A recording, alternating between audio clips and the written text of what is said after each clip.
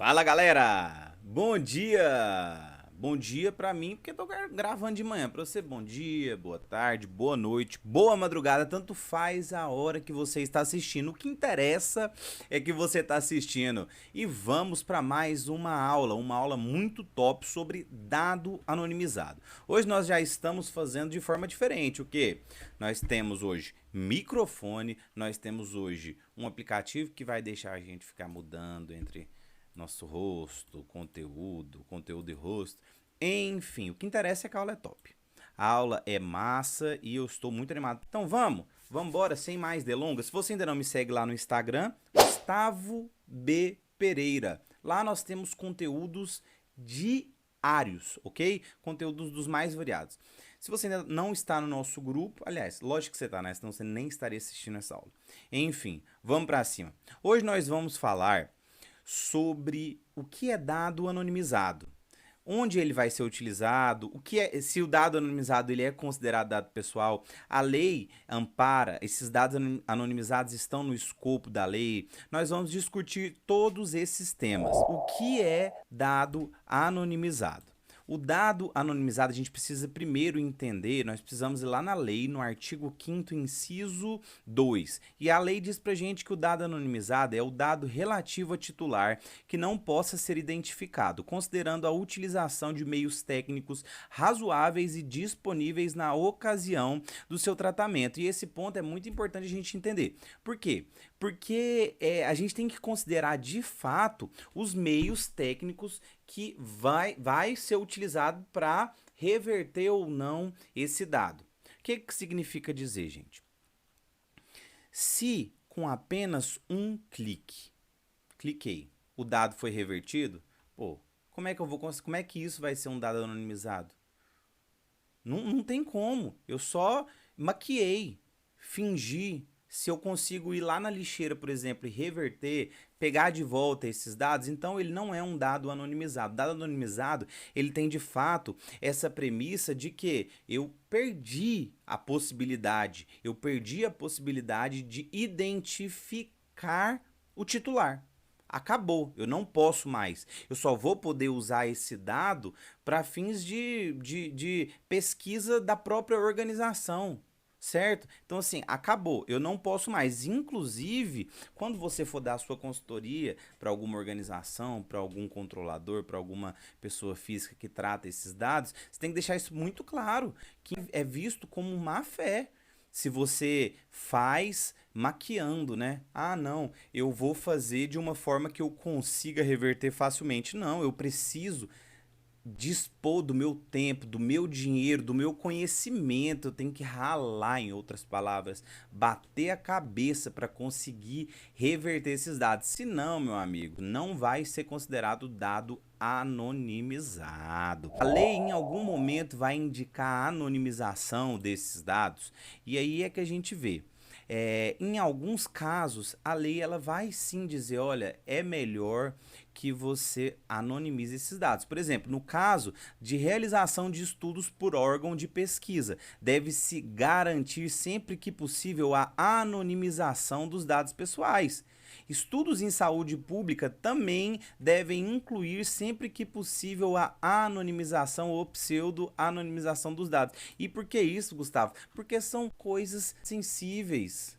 São coisas que estão falando sobre a sua saúde, são coisas que estão falando sobre pontos sensíveis. Então, sempre que possível, mantenha a anonimização desses dados. Faça com que esses titulares tenham sempre a sua privacidade garantida. É essa a premissa da lei, gente. É isso que a gente fala semana a semana. E ainda, né, a gente sabe que no fim, no ciclo da vida do dado pessoal, quando chega ao fim, quer dizer, quando eu pego e consigo alcançar a finalidade naquela que eu tomei o consentimento, eu tenho que fazer a eliminação. E a lei ela é muito clara com a gente, inclusive nisso. Até para você fazer a eliminação, primeiro você tem que anonimizar esses dados. Sempre você tem que. A anonimização ela é uma saída para garantir sempre que possível a segurança do titular. Sempre. Por quê? Porque você não vai conseguir identificar mais. Então eu eliminei, mas às vezes essa eliminação ela consegue ser recuperada em algum lugar. Agora, se esse dado estiver anonimizado, não interessa, pode recuperar. Inclusive, presta bem atenção, se eu anonimizo o dado, ele deixa de ser dado pessoal, logo ele sai do escopo da lei. Logo, esse dado não será mais considerado dado pessoal.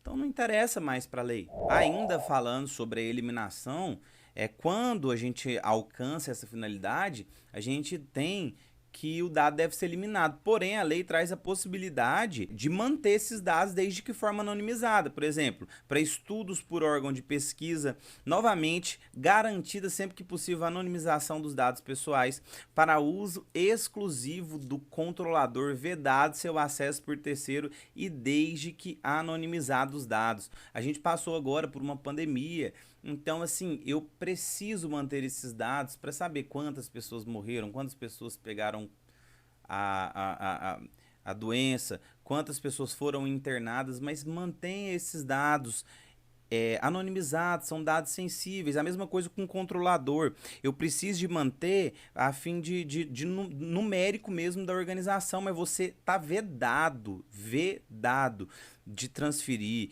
de compartilhar com terceiros e sempre mantenha o dado anonimizado. E ela fala, ó, você tem que eliminar esses dados quando chega no fim. Acabou, ó, você conseguiu usar esses dados para o que você queria, agora você tem que eliminar.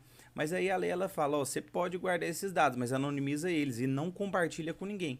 Ponto. Não existe na lei técnicas que são indicadas.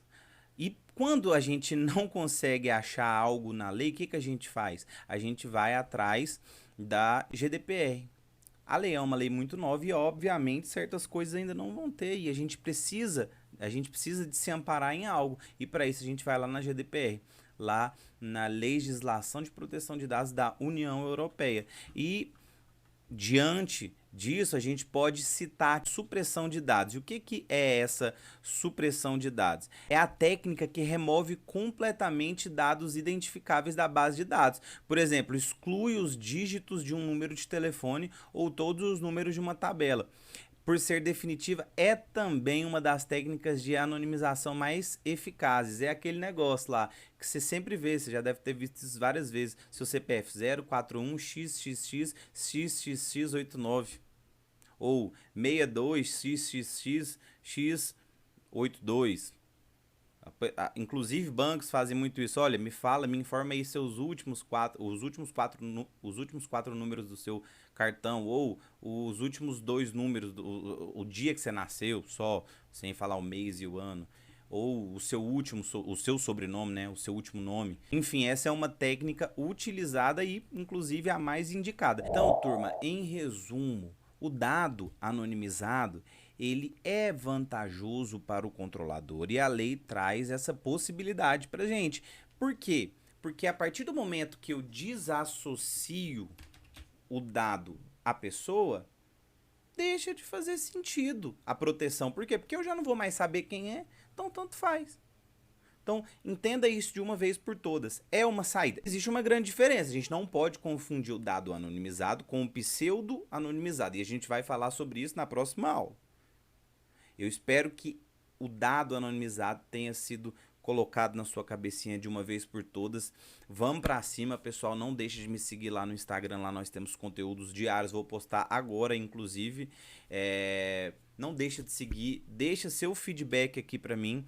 E um beijo. Até a próxima.